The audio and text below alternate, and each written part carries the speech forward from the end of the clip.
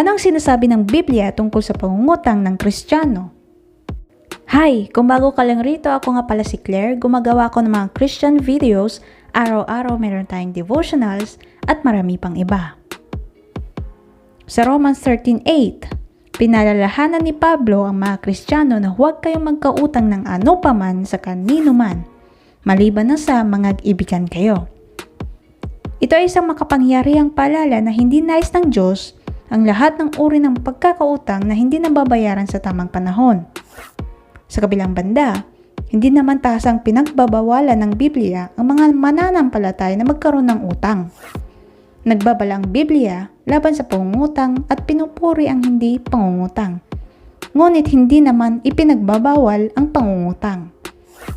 Kinukundina ng Biblia ang pang-aabuso ng mga nagpapautang.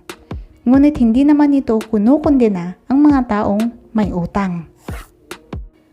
May mga tao na kwinekestyon ang mga pagpapatubo sa utang. Ngunit ilang beses na binanggit sa Biblia na ang tamang pagpapatubo ay nararapat na asahan ng nagpapautang.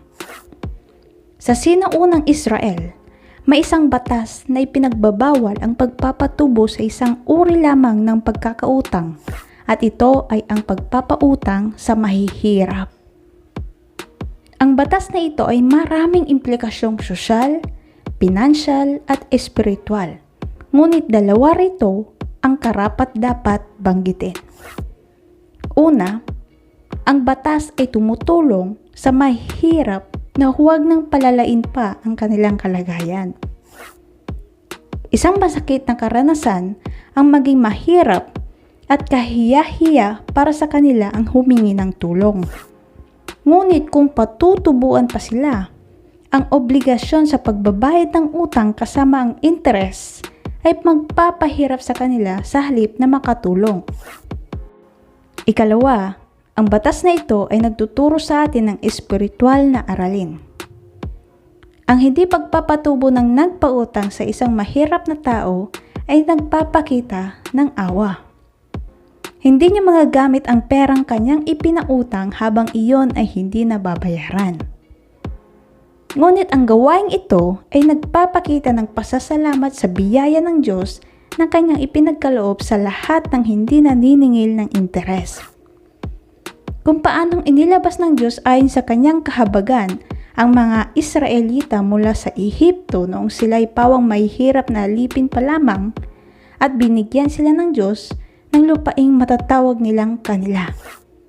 Inaasahan ng Diyos na ipadadama din nila ang parehong kahabagan sa kanilang kapwa-tao.